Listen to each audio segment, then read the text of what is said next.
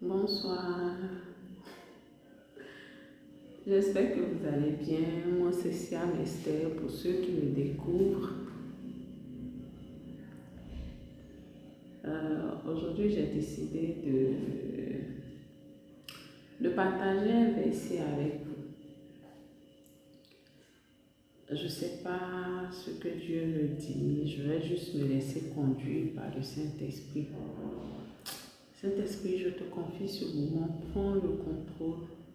Parle à un cœur, parle à une personne, afin que des vies soient touchées, des vies soient impactées, Seigneur, par cette parole que tu vas donner, cette parole que tu vas mettre dans mon cœur. Au nom de Jésus, j'ai prié. Amen. Je prends pour test d'appui le psaume 35 au verset 15. Et je lis la parole de Dieu. Et quand j'ai trébuché, ils se sont attroupés joyeux, des estropiés se sont attroupés contre moi. Je ne sais pas pourquoi ils déchirent sans répit. Amen. Et quand j'ai trébuché, ils se sont attroupés joyeux. Des estropiés se sont attroupés contre moi. Je ne sais pas pourquoi ils déchirent sans répit. Je veux bénir le Seigneur pour cette parole qu'il donne. Et je veux dire à quelqu'un que Dieu est vivant. Dieu est vivant, il n'a pas changé. Il est celui qui sait toutes choses. Et il est celui qui conduit toutes choses. Il est celui qui permet toutes choses.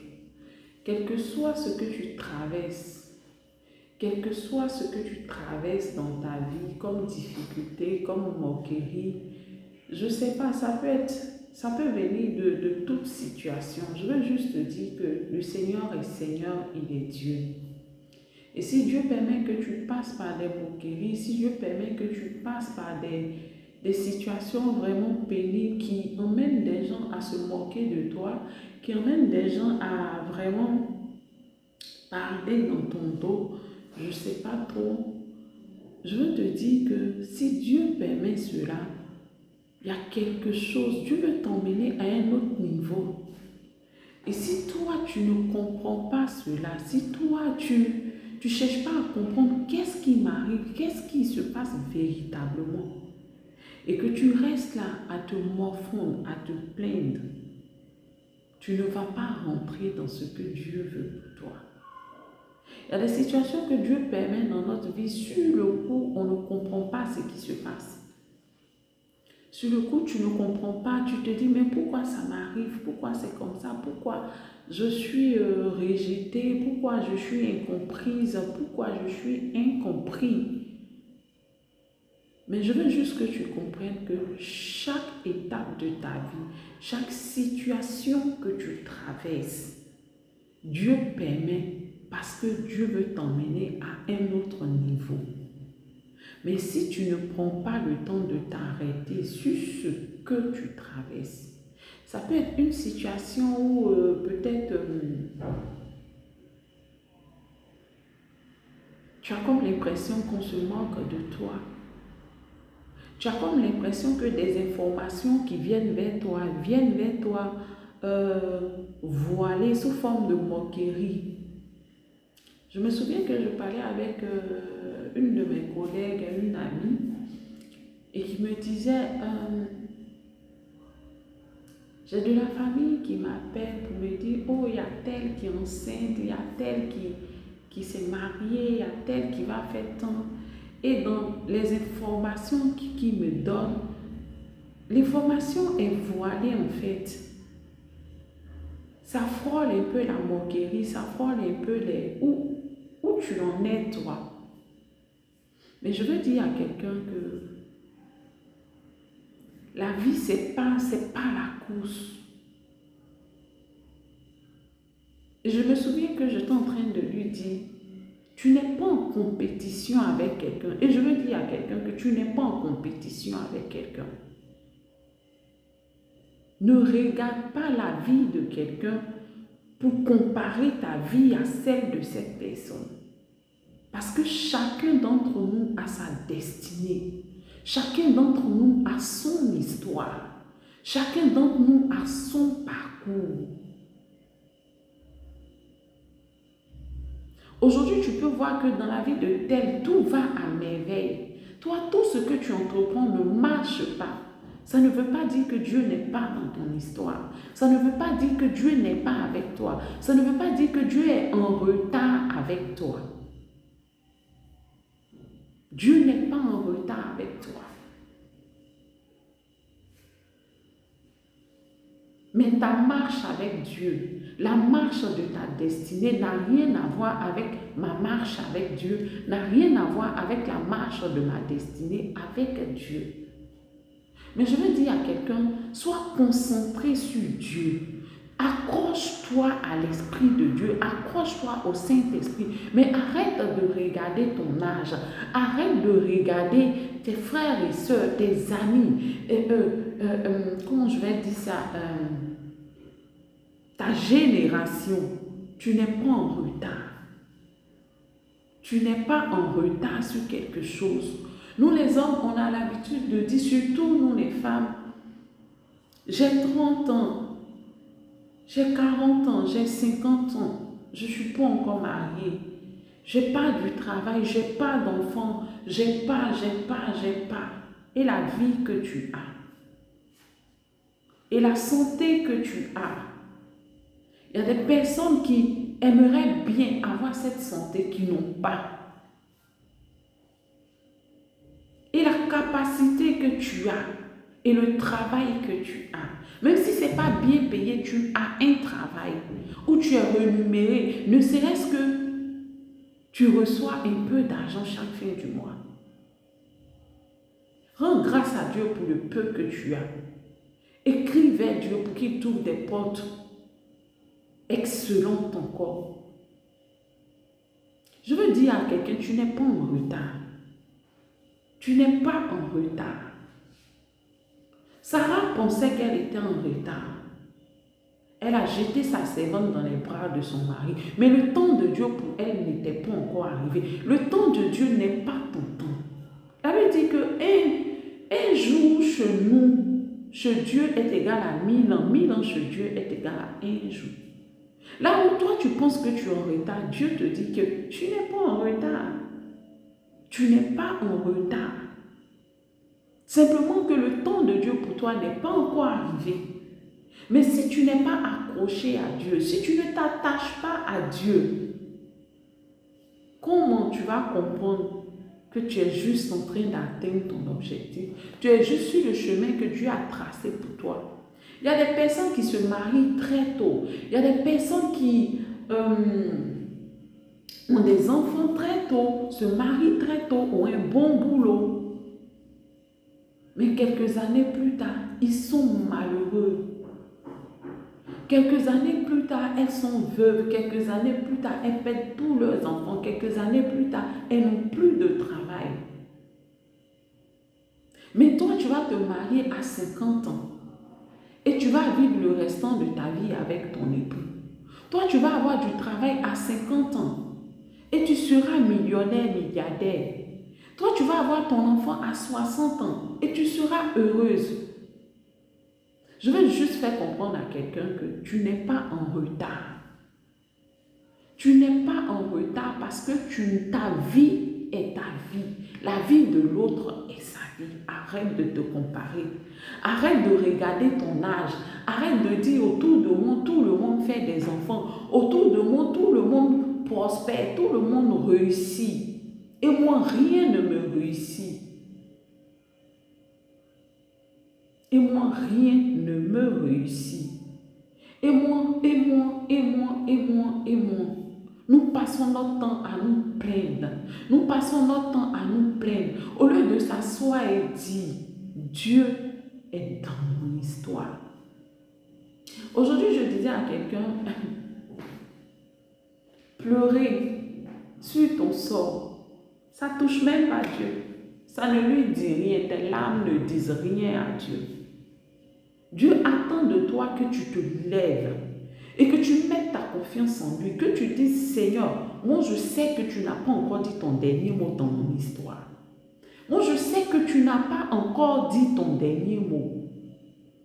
Tu penses que si Dieu te regarde depuis là, c'est parce qu'il n'a pas la capacité de réaliser ce que tu attends de lui?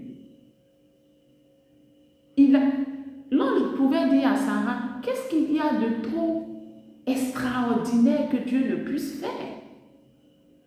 Qu'est-ce qui est trop extraordinaire que Dieu ne peut pas faire? Mais Dieu attend quelque chose de toi.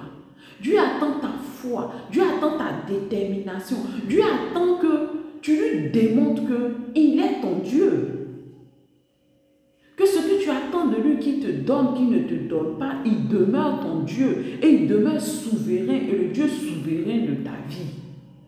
C'est en cela que tu vas voir Dieu se lever de son trône et agir dans ta vie.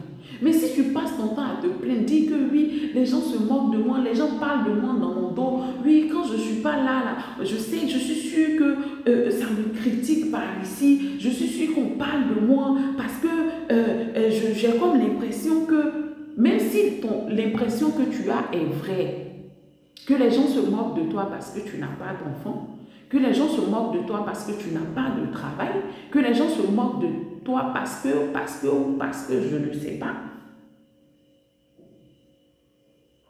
C'est pas te plaindre ou te renfermer sur toi-même ou être ta mère qui va changer la situation. Mais c'est de crier à Dieu et dire à Dieu, Seigneur, tu n'as pas encore dit ton dernier mot. Parce que la réalité que je traverse n'est pas ta vérité pour ma vie. La réalité que je traverse n'est pas ta vérité pour ma vie. Et je veux dire à quelqu'un que ce que tu traverses, la réalité qui est en train de te presser, que ce soit la maladie, que ce soit le célibat, que ce soit le chômage, que ce soit ce que tu veux, n'est pas la vérité de Dieu pour toi. Et il faut que tu comprennes que celui en qui tu crois n'a que des projets de paix et de bénédiction pour toi. Mais il n'attend que toi, il attend que tu lui démontres qu'il est vraiment ton Dieu. Et qu'il vente, qu'il neige, qu'il pleut, il reste ton Dieu. Tu n'as pas d'autre Dieu hormis lui. Et que tu lui fais pleinement confiance. Il y a des moments, le miracle de Dieu traîne avant de nous atteindre parce qu'on n'arrive pas à mettre notre foi pleinement en ce Dieu grand en qui nous croyons. Nous sommes un pied dedans, un pied dehors. Et quand tu es un pied dedans, un pied dehors, Dieu te dit que si tu n'es ni chaud ni froid, je te vomis. Si tu n'es ni chaud ni froid, je te vomis. Quand tu es un pied dedans, un pied dehors, Dieu ne peut que s'asseoir sur son trône et te regarder. Il te regarde, il n'attend que toi pour agir dans ta situation. Parce que la Bible dit quoi? La foi, c'est la ferme assurance et la démonstration de ce qu'on n'a pas encore vu. Il faut que tu sois assuré que ce pourquoi je pleure là, Dieu est capable de me donner. Et il faut que ta mentalité change pour que Dieu même, c'est-à-dire que il faut que j'arrive à vous expliquer ça. Ça veut dire que quoi? Je prends l'exemple d'une femme qui attend un enfant. Tu veux faire un enfant. Et moi, j'ai toujours rendu mon témoignage. Moi, dans ma mentalité, je me suis toujours dit, je ne peux pas être stérile. C'est pas possible que je sois stérile. Je ne sais pas, mais c'était... En fait, c'est ça. Moi, dans ma tête, là, malgré tout ce que j'ai fait comme avortement, là, j'ai dit, Seigneur, je ne peux pas être stérile. Pourquoi je vais être stérile? Je sais que j'ai péché. Tu es Dieu, je t'ai demandé pardon. Tu m'as pardonné, tu m'as lavé. Mais Seigneur, ce que je suis en train de voir, la réalité que je vois, que je cherche à tomber enceinte et puis je ne tombe pas enceinte là. Ce n'est pas possible. Parce que je ne peux pas être stérile. Tu n'as pas dit ça. C'est-à-dire que mon esprit même refusait l'état de stérilité dans ma vie. Donc l'état de stérilité ne peut pas prendre forme dans ma vie. Parce que moi-même là, je refusais la stérilité. Mais toi, qui cherches à faire un enfant, tu n'arrives pas à avoir un enfant. Est-ce que quelque part dans ta mentalité là, tu te dis pas est-ce que. Mais tant qu'il y a les est-ce que dans ta vie là, tu bloques la main de Dieu dans ta vie. Moi, je vous ai rendu mes témoignages. J'ai 3 enfants. Les 3 enfants, je les ai arrachés. D'abord même, depuis ma mentalité. Parce que je ne peux pas concevoir que je suis stérile. Pourquoi je vais être stérile? Et même quand j'essayais de tomber enceinte et que je tombais enceinte et puis après je voyais que la grossesse tombait, je pleurais et puis c'est-à-dire que quand je finis de pleurer, j'ai su mes larmes, j'ai dit Seigneur, c'est pas possible. Tu n'as pas dit ça. Parce que le mois qui vient là, je vais tomber encore enceinte, je vais prendre grossesse parce que c'est ce que tu as dit. C'est ce que tu as dit. Dieu même dit, réveille ma mémoire. Qu'est-ce que Dieu a dit? Est-ce que vous lisez vos Bibles même d'abord même? Pour ceux qui me suivent là, commencez à lire vos Bibles. Si vous n'avez pas de Bible, achetez des Bibles et lisez. Parce que tant que tu ne lis pas ta Bible, Dieu dit réveille ma mémoire. Quand Dieu dit réveille ma mémoire, ça veut dire rappelle-moi ce que j'ai dit. Mais si tu ne lis pas la parole de Dieu, tu vas te baser sur quoi pour dire à Dieu que voici ce que tu as dit. C'est écrit noir sur blanc. Tu as dit ici que non, la stérile enfante 7 fois. Tu as dit ici à Sarah que qu'est-ce qu'il y a de tout extraordinaire que Dieu ne puisse faire. Toi, mais tu penses que si tu vas dans la présence de Dieu, que tu dis, Seigneur, je veux du travail.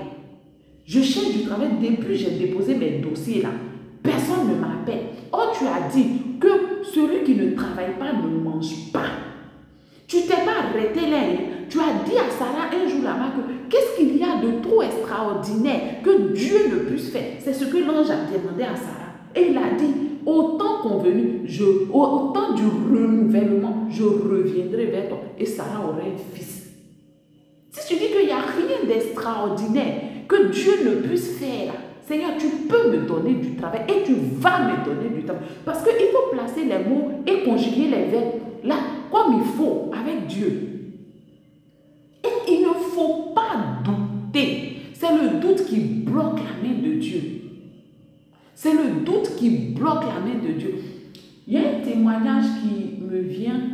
Peut-être que ça va choquer d'autres personnes, mais bon, j'espère que vous n'allez pas voir le côté qui choque. Mais je veux démontrer à quelqu'un comment la foi peut faire des choses, c'est-à-dire que impensables. Je me rappelle quand j'étais en terminale, ma première année, je pense, je venais de me convertir. Quand tu te convertis, il y a des petites folies que tu fais en fait. Et pendant cette période, j'avais vécu une vie de chasteté. J'étais en relation avec quelqu'un qui devait passer dans ma vie, que je devais nommer d'après une de mes mamans. Il y a des gens, Dieu emmène, comme il emmenait les animaux devant Adam, qui devait les nommer. Et puis toi, tu te dis non, tu devais le nommer pour qu'il passe. Et puis tu le prends, tu t'accroches à lui, un truc comme ça. Et je venais de me convertir. J'ai commencé comme ça une vie de chasteté, j'étais en terminale, tout et tout. Je disais à Dieu, bon, je vais en tout cas m'abstenir, te chercher pour que vraiment tu m'accordes le bac, tout et tout. Bon, c'était du donnant-donnant. Quand tu viens de te convertir, il y a des folies, tu fais, et puis Dieu t'accorde. Et c'était un peu comme ça pendant toute mon année scolaire, c'était comme ça, jusqu'à ce que je passe le bac. Quand j'ai fini le bac, voilà, donc c'est un peu ça. Quand je suis revenue, l'attente du bac faisait, je crois, 2 semaines ou 3 semaines. Mais ce qui devait, voilà. Et j'étais enceinte, me connaissant très bien, j'étais enceinte. Et quand ça s'est passé, je vivais une expérience spéciale avec le Saint-Esprit. Le diable qui nous attend, le jour là, quand je suis partie, c'était dans ma période de fécondité. Et quand c'est arrivé, j'ai dit à la personne, ah, que je suis enceinte, je sais que je suis enceinte, tout et tout. Ah, il faut que tu enlèves, il faut que tu prennes les pilules du lendemain, tout et tout. J'ai rien dit, il allait acheter, il m'a donné, j'ai mis dans ma bouche, j'ai caché. Et puis j'ai bu l'eau. Quand il est sorti, j'ai enlevé, j'ai jeté. Et puis j'ai fait une prière, j'ai dit, Seigneur, je sais que j'ai péché, je viens de pécher. Mais je ne peux pas commettre un péché encore doublement plus grave que ça, que je ne peux pas. Je sais que je suis enceinte parce que je me connais. Je ne peux pas prendre le médicament. Mais s'il te plaît, tu connais mon papa. Accorde-moi le bac.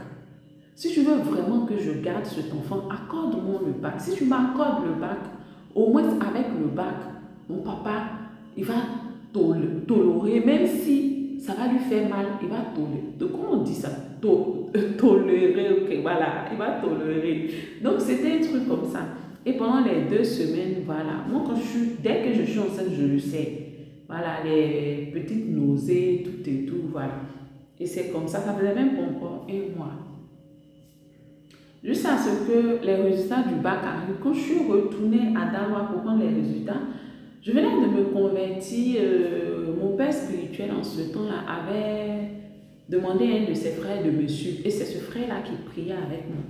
Et ce jour-là, quand je suis rentrée au Foscoda, le frère qui me suivait là, il m'a regardé de haut jusqu'au niveau de mon bas-ventre.